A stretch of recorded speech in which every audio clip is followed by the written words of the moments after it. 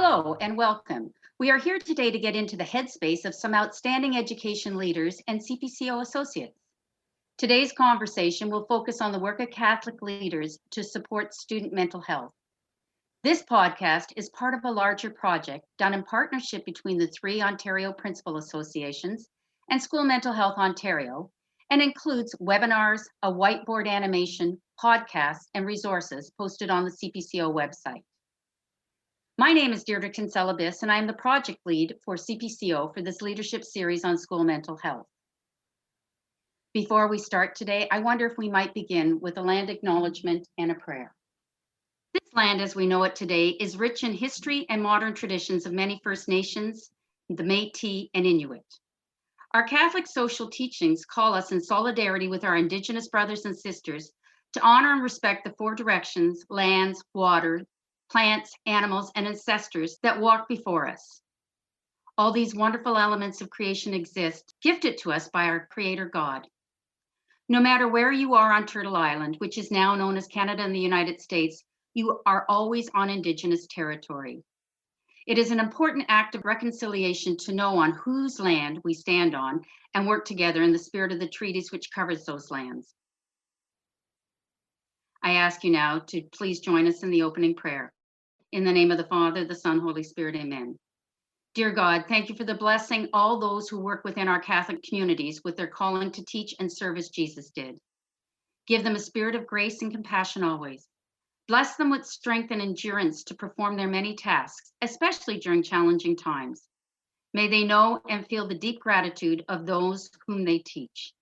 In Jesus' name, in the name of the Father, Son, Holy Spirit, amen.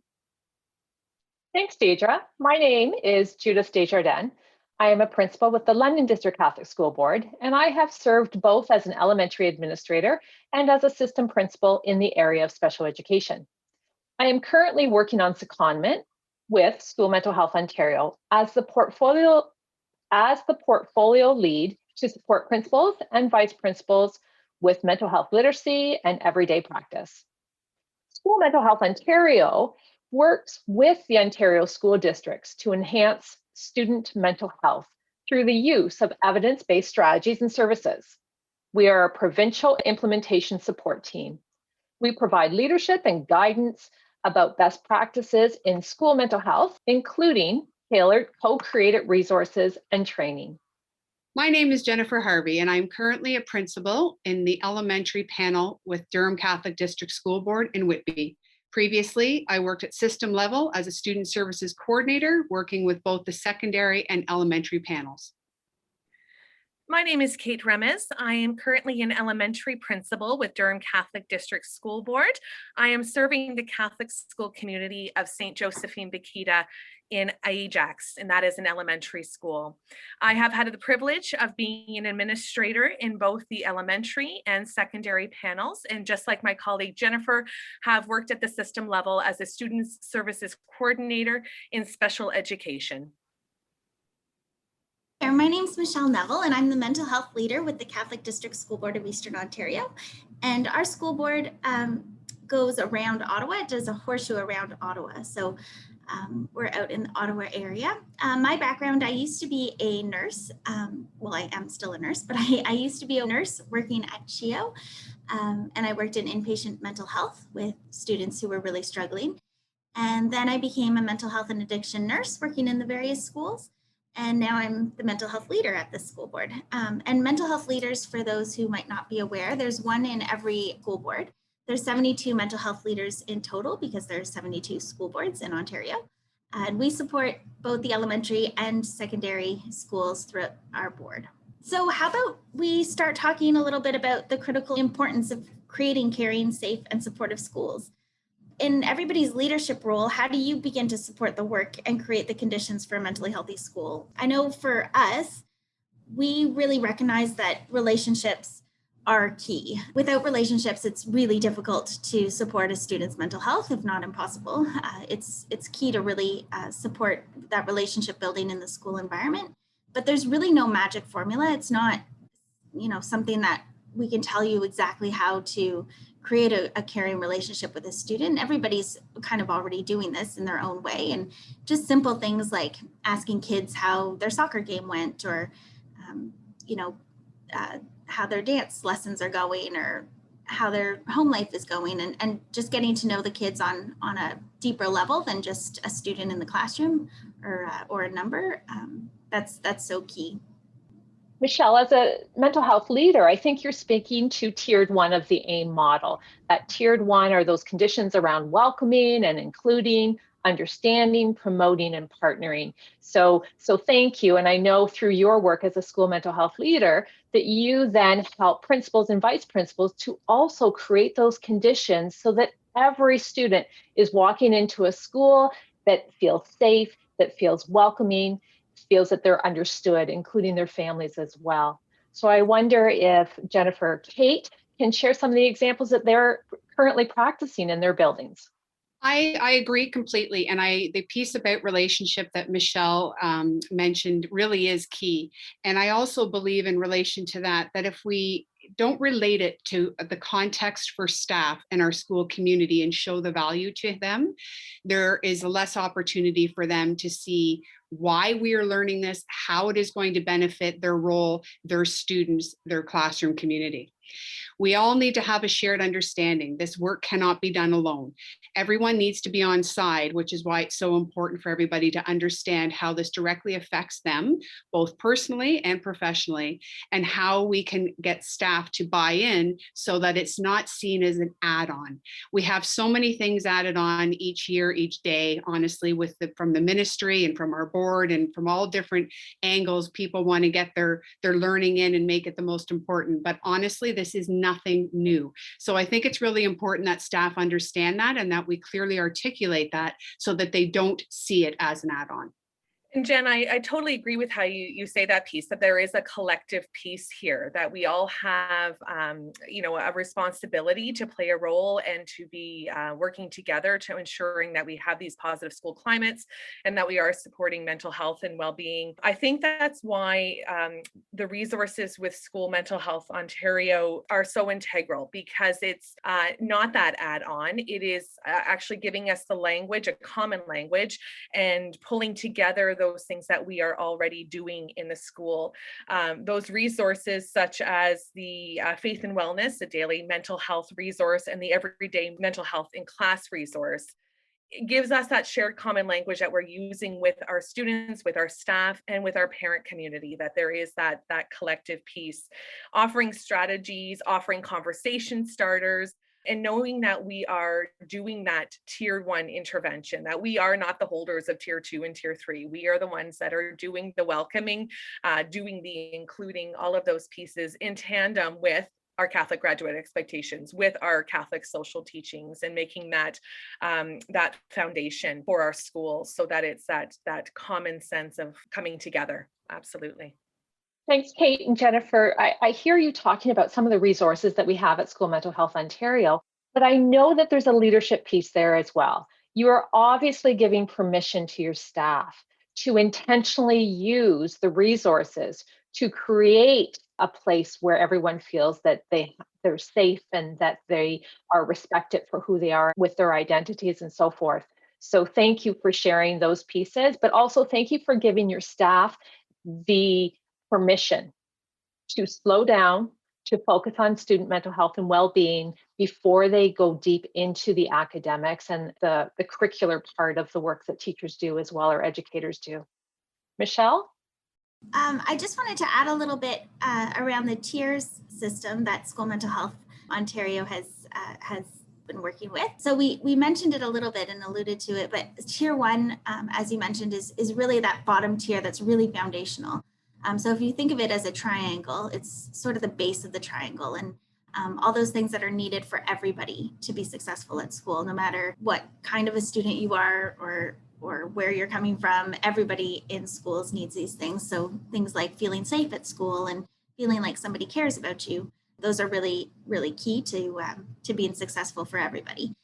Tier 2, which was mentioned, is more those resources or those supports that we put in place for some kids. Some kids need more intensive support around, say, anxiety, or maybe they're struggling with their mood or attendance issues, things like that. So some kids benefit from tier 2 resources or initiatives or supports. And then there's tier 3, which is good for just a few.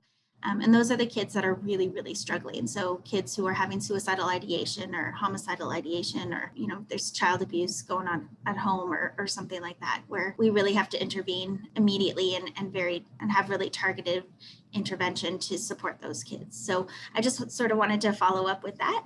And I was also thinking about some of the key professional learning opportunities that our school board has engaged in to best equip staff to support student well-being. And some of those for our school board have included things like suicide prevention training for our staff. We also have a violent threat risk assessment protocol that we do with our staff, and make sure that our staff are comfortable using that protocol. But a lot of the work that we do is really in that tier 1 arena. So doing different resiliency programs that benefit all kids, right? So different lesson plans and different learning opportunities to really build that social emotional learning and build the resiliency of our students. And in our school board, we've been doing a lot of work around Christian meditation and mindfulness, and helping the students to really ground themselves and feel the presence of God when, like, in their everyday lives, and making sure that they're calm and ready to learn. And then especially lately, with everything going on in the world with COVID, stress and anxiety have been an issue for a lot of the students and staff, but definitely the students as well. And so we've done a lot of work around ensuring that the students are aware of different stress reduction techniques, and making sure that teachers are comfortable kind of relaying that information. I find sometimes teachers feel like they're not qualified enough, or they don't have the right skills or training to be able to support student mental health, but really deep breathing doesn't take a master's degree, right? And it really is a lot of the little things, as was mentioned by Jennifer earlier, that teachers are already doing that help with stress reduction, and just modeling and showing the kids that they can cope, and reinforcing that they're doing a good job coping. Michelle, I love that you brought in the fact that, we don't need a lot of training to do some really good practices with our students. Right? So recently, School Mental Health Ontario has released the Student Mental Health Action Kit. And within that action kit are virtual field trips. And they're purposefully created so that no one needs to be an expert. We're all going to learn together. And with the release of those virtual field trips, there are supplemental materials so that the school principal and the school vice principal can make a school-wide implementation plan, have everyone introduce it, and maybe have a school-wide promotion of that month's virtual field trip. So we know earlier this year, we had the release of the breathing exercises. And so when you go to the virtual field trip, which is really a video showing educators and clinicians trying different strategies, if the principal were to bring that to a staff meeting and say, let's try this together. Let's try this deep breathing. How does that feel for you? What doesn't work for you? What strategy might work better for you? How might you introduce this into a classroom? What benefit would it be to have your class do some deep breathing following recess before you get into that math lesson? That's what we do. Those are the professional learning opportunities that we as school leaders can bring. We can bring it to our teachers will bring it to the students.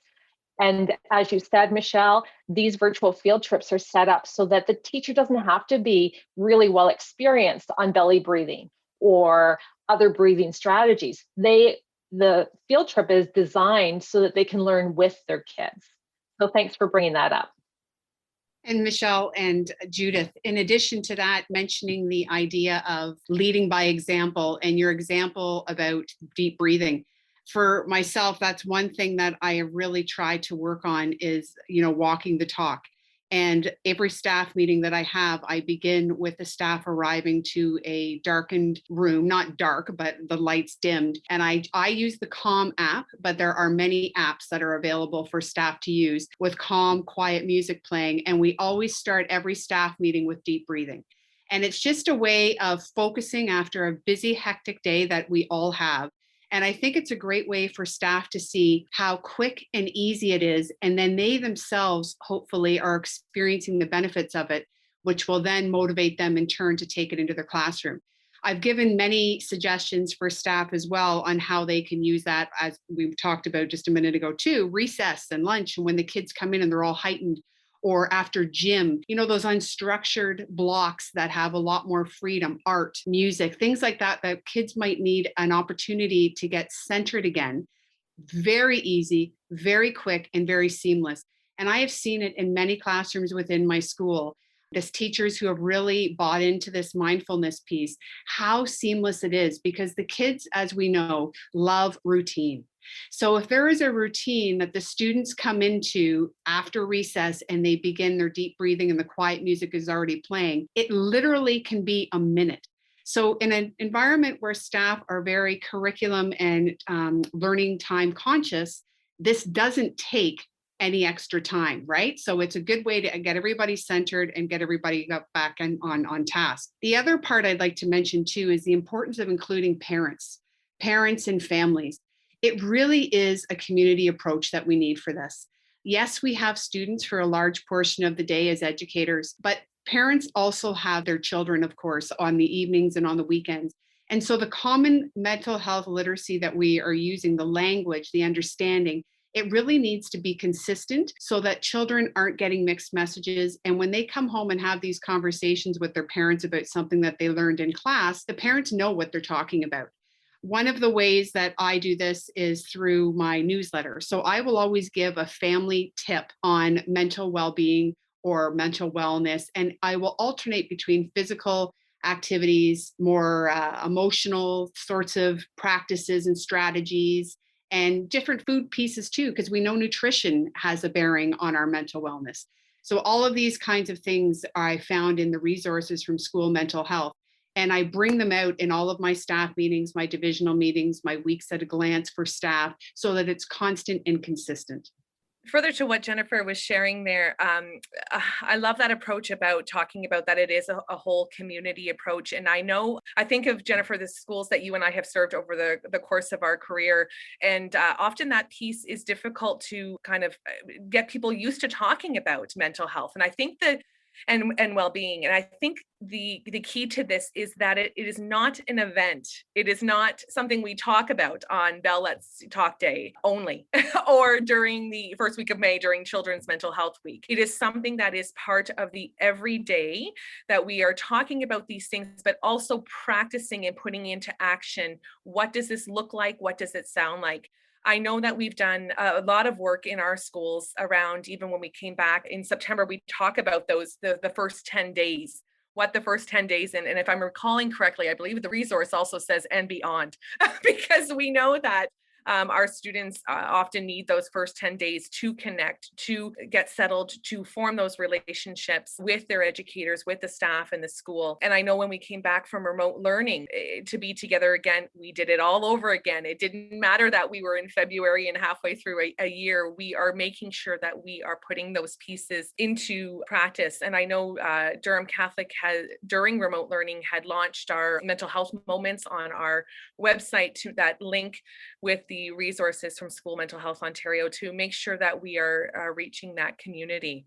When you think of the work that we're doing in our building, I always think about how we don't do things to people, we do things with people. And that means meeting people where they are at, our staff, our parents, our students. And so feedback and student voice plays an integral role in those pieces. When we think back to what Michelle was sharing about relationship, that has been integral, because it comes down to, having those conversations with our students so that we keep our finger on the pulse of what's going on and listening to what it is that they need, and also modeling that piece for them. I had a student the other day I was sharing earlier that asked me, the parent had actually asked me if I had gone on my daily walk in the morning. And I was quite startled that he knew about that, but his daughter had told him that I did that, because that was something I shared with my students and staff, that is an integral part to my well-being, that I am prepared to come into school once I've done this walk. Judith, did you have something to share? Yeah, Kate, I love that you're bringing that in, right? Because obviously with you sharing that your mental health is important to you, and how you stay healthy is by doing a morning walk. You've shared that likely not just with your staff, but also with the students. So it just raises that understanding that we all have mental health. We all have strong mental health, or sometimes we're not so strong if we're stressed about what's going on at home, or we have exams coming up or schoolwork that's coming up. And we just need to normalize that for children. Those are normal experiences. And then we want to build and booster their resilience and their own sense of what works for them to boost their mental health. And so being explicit, Kate, I think that is awesome that kids know that you walk, but the purpose of walking isn't just to stay physically healthy, it's to be mentally healthy as well. So you talked about student voice, and I'm wondering if Jennifer and Kate, you can talk a little bit more about student voice, especially in today's dynamics and things that are happening in society today. How is it that you're able to hear voices that maybe you didn't hear before? How is it that you're able to figure out whose story is being left out here? And what I'm talking about is the work that we're doing around anti-Black racism, about anti-discriminatory and culturally responsive approaches. We listen differently these days. So as leaders in your schools, how are you listening differently to hear some of those voices? Rather timely conversation, Judith, for sure, considering the media and the state of the world, and also considering that all boards just completed their school climate surveys. We just had our school climate surveys shared with us as a board with the administrators in January. They were completed in November. And of course, you get the student voice, parent voice, and staff voice in that in relation to bullying, but also in relation to mental well-being in general. It was interesting because some of the questions specifically related to what are we seeing in our learning, what are we learning about, what are we seeing visibly within our schools in terms of different cultures, different religions, and different races. And so when we looked at our data as a staff, it was interesting. We obviously had some areas that we need to focus on and some areas that we were doing quite well in. But I think it's important to keep that in mind too, that why are we doing well in those? Because those strategies that we're using, we can incorporate in those areas that we need to focus on. And plus, we still want to keep doing those areas well. So it doesn't mean we sit back on our laurels and relax. It means that we might start to integrate those into some of the other areas. One of the things that I've done within my school to increase the student voice and engagement was as a result of that survey and going over it with my staff and my Catholic School Council, I created a survey for grade 4 to 8 students. And what I did was I just took out some of the key areas that we saw in our school climate survey as areas that we needed to work on. And so I asked students specifically ideas from them about how we can address these issues. I also asked specifically what they see as some issues that may not have been addressed in the school climate survey. So I look forward to getting those results back, as I just did it this week during Stand Up to Bullying Week. And so the results should be something for me to look at over this weekend. But I look forward to that feedback because, like I said earlier, if we don't have all of staff and our parent community understanding and buying in, we're really not going to be successful. And that extends to the students as well. If they don't feel that their voice is valued and being heard, then their buy-in in the initiatives and the different things that we're going to implement is going to be much less. So I really do think it's important that we listen and that we hear, and even more so that we act and they see that we act on it. Jennifer, I think it's that labeling, that your voice has not only been heard, but the action piece is integral. I know for our school, we had done the similar we of course did the school climate data survey and had received that information. But I had been working with a group of students who had been very vocal during when we were in our first part of remote learning last school year around the death of George Floyd, and that we were at a time in history that you either had to say something. And they were very vocal. They reached out about how this had made them feel, what the emotions were. And that what was really important is that sometimes we look at things as being siloed, that equity inclusion is one silo, mental health and well-being is another silo. But really they are hand in hand connected to one another and integral, that if you are taking care of one, you are taking care of the other and being purposeful that. So I know one of the resources that we really looked at this year was supporting mentally healthy conversations around anti-Black racism with students. And that was really important because sometimes there is not a readiness or there is a nervousness on the part of your staff. And I know, Jennifer, you've spoken about that, about meeting people where they're at and what have you. What I have noticed, though, is that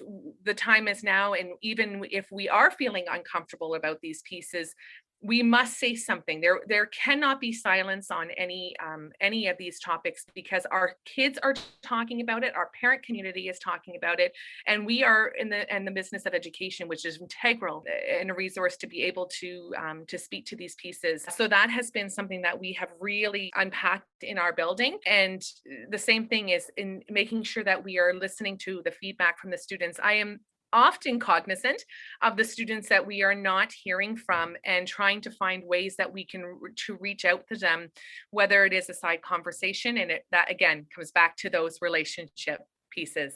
Another piece that I want to mention too is the ability to do cross-panel work whenever possible. We know that transition into secondary school for a lot of our students is very stressful. And it can cause some mental health concerns for sure. The kids are moving into a very small, usually a much smaller environment, into a much bigger one. So when I was at a school in my past principalship, we had the opportunity to work with a secondary school within our area. And what we did was the secondary school was in walking distance, and they had a club within the school for mental health, and they did different activities. So what I did is connected with the secondary school principal, and we saw great value in establishing a connection with my grade 7 and 8 students with the high school to start to create those relationships and to open our students' eyes to what was coming and that it really wasn't that scary. It also gave our students at the 7 and 8 level an opportunity to come back to the school and share some of the learning that they had with the secondary students in relation to mental wellness in particular. The kids loved it. And the great thing about it was too, is when I spoke to the principal in the September, because we had done this the year before, she had said initially what we have is a lot of trouble with getting students signing up for these clubs when they come in grade 9, because again, they're nervous, they're scared, they don't really know the landscape too well. There was no issue that year. All of those kids that were in that group immediately joined the mental wellness team and were off and running. So it was a great transition. It was some great community building opportunities, and it was a great opportunity to share some of the learning too, so that both environments are benefiting, because as we know, more heads with thoughts together produces a lot more positive results generally. Yeah, Judith, I really liked earlier you brought up the correlation kind of between physical health and mental health. And sometimes I think we forget as a society that we have health, but that encompasses both physical and mental. Like we're equally physical and mental beings. And so mental health is so key to health in total. So, and I love how we're discussing the idea around student voice and really making sure that the students feel that they can contribute and they can make a difference. I remember when I was in school not that long ago, that wasn't really a thing yet, right? We weren't really seeking out the opinions of the kids or wanting to hear back from them about how things were going. And so I really like how that shift is happening. And it was mentioned the climate school survey. So just to go back a little bit on that came out a few years ago when there was a big push around bullying, and bullying was becoming more of a problem in the schools. And so or was being recognized as more of a problem in the schools. So all school boards now across Ontario have to complete a climate school survey every year. And it's basically a questionnaire for the students, often different for the younger kids than the older ones, but with some more high risk questions for the older kids. But basically asking the kids if they feel safe at school, and, you know, is it a welcoming place where you feel a sense of belonging and minimal judgment and that kind of thing. So I think it's so key. The kids really are experts in giving us the answers to what's going on for them. I know in our school board, we've done quite a few focus groups with students at the secondary level. And sometimes you hear really common sense things that the kids come up with that we hadn't thought of as adults. Things like in one focus group, some of the kids were telling us that if you put posters around mental health or different supports that are available in the hallways of the school, often kids don't want to stop in the middle of the hallway to look at those posters. So how about you put them on the back of the bathroom stall? And so that's what we did. We started putting all of our kind of mental health promotion posters on the back of bathroom stalls, and the kids really felt heard and appreciated. And I know that the motto for the climate school survey that we do with our schools is we asked, you said, and we did. So it's really not just we're asking these questions for the sake of asking these questions and we're not really going to look at the answers afterwards, but that it is really key to how we improve our school. Thanks, Michelle. So hearing what the voice of students and then feeding that back to them, right? So this is what you asked for, so this is what we did. That's all part of that sense of identity, right? And if kids have a good sense of their identity and that their identity is being respected and they have a safe environment, we're increasing their sense of belonging within a school. And that's all part of that tiered one work, that the more we promote good mental health practices, the more success kids will have in school, the more, from a leadership perspective, the more our school flows well as well, right? People get along with each other better, they have better social emotional skills or learning that they can bring into the school. So I'm curious, Jennifer and Kate, from a school leader perspective right now, how is it that you're building that sense of belonging? What does it look like or feel like in your school? I think for me, I believe in leading by example. And I really enjoy being in a smaller school setting where I can really get to know all of my community. I've been in larger schools and it can be more challenging when you have a population 800-900 students. But in the smaller schools, which is what I'm in right now, I love that I can connect with students in the hallway and at recess when I'm out there in the yard and let them know that I do know who they are and I do care about them. I know what they have at home in the sense of family relationships, some cases, other cases, I know that they're maybe active in certain sports, things like that. And I think it's important that students understand and feel that the staff within the building that they spend so much time in do know them and do care. As a leader, as I walk around the school, one of the things that I'm looking for, and one of the things we've done a lot of work in terms of the tier 1 activities, is the idea of welcoming, and that staff are at the door greeting students upon their arrival with a smile and with an anecdote or a question about something they knew that child was doing the night before. As I walk through the halls, these are the kinds of things I'm looking for. And these are also the kinds of things that help me get to know my student population better too. As I overhear some child was competing in a activity or a championship of some kind, and then I can get involved in that and be aware and understand. And I think that's really important for us to understand where our kids are coming from and understand that our staff and us as well have a really big role in making our students feel like they belong when they come to school every day. Juxtaposed against Jennifer there, my school is actually a very large school community. And so I have a very diverse and a lot of students and staff in this building. And so we use a lot of common language in the building and predictable language so that I make sure that my behavior is predictable so that they know what the kind of the expectation is. Same with with our staff, so that we are welcoming at the doors, that we are promoting that inclusion, that student voice piece is there.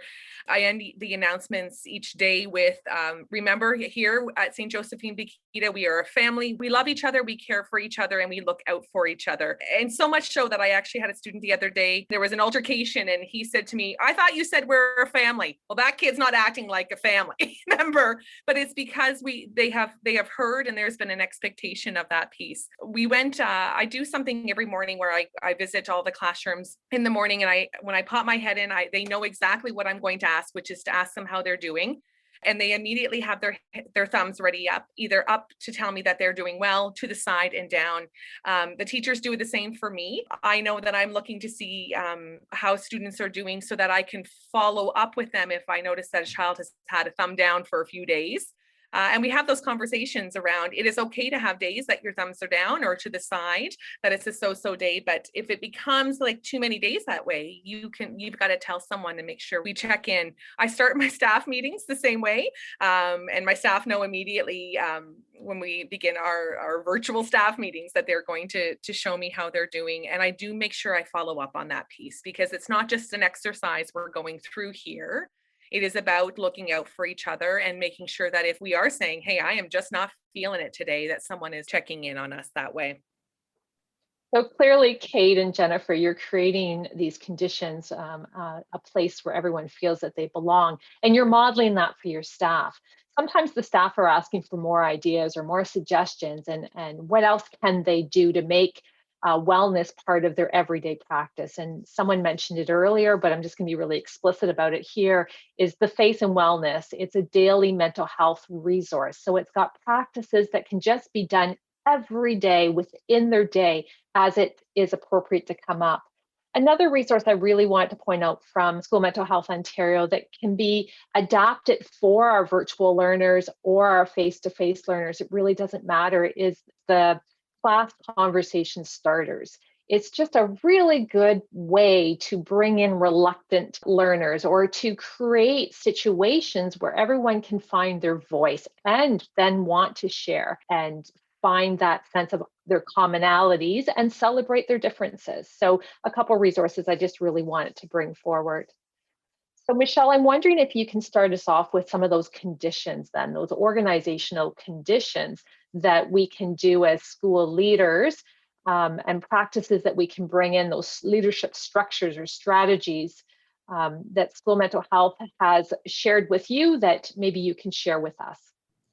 Absolutely. So first off, it's really important that the leadership team be on board with promoting mental health throughout the system, right? If you don't have your leaders kind of all on board, then it's much more difficult to get those messages across. And in our school board, and I know in many school boards or all school boards across Ontario, that is definitely a priority for the leadership team. So the different superintendents and the director of education. So it is definitely something that everybody's looking at and everybody is concerned about. We also do lots of different strategies in our school board to help teachers and promote more around mental health and well-being. So things like every school in our system has a school mental health team. And so when I'm trying to do different initiatives or bring different ideas to schools, I can just reach out to that team. And then I know that that team is they're kind of the champions of the school, and they're going to bring it to the rest of the school community, whether it's in a staff meeting or just in passing or put up posters or different things like that. So it's really key to have those champions kind of spread out across the system that can help bring those messages to life. We also have mental health kits in all of our schools. So the mental health kits are jam-packed with lots of resources for all of our teachers. And the idea is that the teachers can borrow a resource when they're looking for additional material, and then they're able to return the resource afterwards. And so another teacher can take it. Another key aspect or organizational condition that's really important is around professional development. So making sure that teachers are feeling comfortable and administrators as well, feeling comfortable around supporting student mental health. And a key message in that, which I know we've mentioned in this podcast several times, is really it doesn't have to be something new. We're not trying to train you in a whole new philosophy or a whole new way of doing things. You're doing these things already. Like greeting kids at the door really supports positive mental health, right? And just those little things that teachers do every day, that's why you became a teacher, because you're good with kids, or administrators do every day, that really do support the mental health of kids. And just recognizing that it does have that impact and the importance of doing those little things. In our school board as well, we have quite a few Indigenous students or First Nation, Métis, and Inuit students. So we make sure that we connect those students with appropriate resources, and we have elders come into the classrooms and they do blanket activities and different things like that. So making sure that the different strategies that you're putting in place are really culturally appropriate and, don't leave anybody out, so that we do build that sense of belonging and community in the schools. And something else that our school board does as well is really empowers the kids to support each other, because we know through research that kids talk to kids before they talk to adults. And so just having kids feeling like they can help their peers and knowing that kids aren't alone. So if a student or a peer tells one of their friends that, I'll tell you something, but you can't tell anybody else, that it is really important that they do feel comfortable sharing with an adult ally who can help kind of guide the process so they don't feel alone. And in line with that as well, Michelle, I think that it's important for us to recognize that in our multicultural society that we're living in, and in some areas much more diverse than others, we need to recognize that some cultures see mental well-being in a very different light.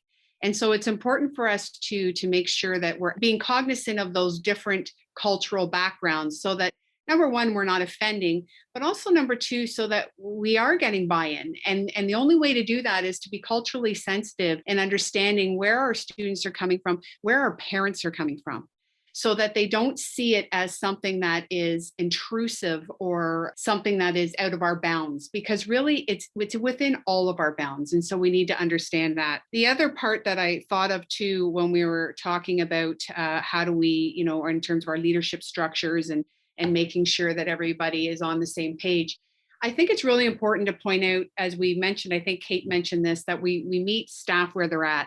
One thing that I have always focused on is my staff's mental well-being. And I think that's really important too, because as much as we are here to help our students, we know that we can't begin to help others before we help ourselves, sort of like the airplane with the mask idea. We fasten it on ourselves first and then we help others. So one thing that I've done, it's a very simple thing, and I've managed to tie it into our liturgical calendar as well, is every month I have a different wellness focus for staff. And so for Christmas, I had an Advent wellness calendar. And so what I did was, you can find all of these free resources that are on the internet and very accessible. And I just sometimes tweak them a bit. And I would have this calendar that I would put on my week at a glance for the 4 weeks. And it was different activities that they can do. And now we have Lent. So I've done the same thing with that. But it's also an opportunity for me to have staff reflect on their mental well-being and their mental health. Because again, if they find, as I mentioned at the very beginning, that if we put it within their context in the sense of how it's going to benefit them personally and professionally, we're going to have more of an impact. It's going to be much more ingrained and it's going to be true. So I think that that's really important to consider too, is that we look as leaders at our building as a whole and how we can support them so that they can support others. And I think with that too is that we have to be reminded that a lot of this may not come naturally to people. So the more that we practice these strategies, the more that we talk about these things, the more that we model, I think we become one step closer to ensuring that people are feeling connected and that, as though they are belonging to a community. And I know it's one thing to be able to do that when you're in a physical building, but to be able to, to replicate that in any sort of situation, when you're going through a very difficult time as a community, when you are perhaps finding yourself in a different challenging circumstance, like suddenly being, teaching online, how do I keep them connected? How do I make sure that people are not siloed? And so I know we do a lot of work, within our learning management system that we post every day in our staff room, a quote that links to our faith and also links to our mental health, so that we are keeping an engagement and it's predictable and that people are coming in to check that staff room. So it really becomes if this is not natural to, and it doesn't come naturally to you, what can we put in place that will keep you connected and rooted to your community and not feel that you are siloed or not belonging to that safe school environment? Those are good points, Kate. And I think you reminded me of just a way to help keep us all on track. At each of the school boards, I know all the mental health leaders create a mental health strategy. Usually it's a 3-year strategy. For this year, because of COVID, it's just a 1-year strategy, but that really helps kind of keep us all on track and make sure that people know what's expected of them. And it helps me too in my role, because then I know what I'm doing and know what I need to complete by certain times. So that's been a really helpful strategy for me. And everything that everybody said just really reminds me that how perfectly positioned schools are to do all of this work. Schools really have the kids in the buildings for so long every day, and the kids really do rely on the teachers and on the school staff and their peers, and that is a family. And we've mentioned that a couple of times now, that the school is like a family. And so it's important that we really build on our schools and make sure that they're as positive and as welcoming and as caring as possible, and make sure that the kids do feel that sense of belonging. And because we have the kids with us so long during the day, and we are all, caring professionals who want obviously the best for kids, it makes sense that kids do get this mental health education through school and learn more about how to better their mental health and stay strong, especially through challenges. Thank you. I just want to thank the panel today. We had Michelle Neville, who was a mental health leader. We have Jennifer Harvey and Kate Remes, who are practicing principals. This is the first of 2 podcasts. This podcast focuses on tiered 1 of the aligned and integrated model of school mental health triangle of support. Our next podcast is focusing more on tiered 2 and tiered 3. So we hope that you find us again and listen to the second part with some new members from the panel joining us. This again is part of a larger project around supporting student mental health, working with the 3 principal associations. We do have a 3 webinar series, and you can find those recordings or the upcoming series on your association website. Also watch for the whiteboard animation. It will highlight a school mental health resource on decision making. It's a decision making support tool. So when you're looking at how do you bring in supports into a school, what should you go through? What thought process should you go through as a leader to ensure that it's a really good resource? Well, one thing we can guarantee is that you can look at any of the resources on School Mental Health Ontario. They are excellent resources, and we do encourage all of you to consider the mental health literacy course for school leaders. It's something that we just introduced recently. It's a self-paced, self-directed certificate course it takes 6 hours because it has 6 modules. So I hope that you join us for that. Again, thank you, everyone. We look forward to continuing the conversation to keep our students well.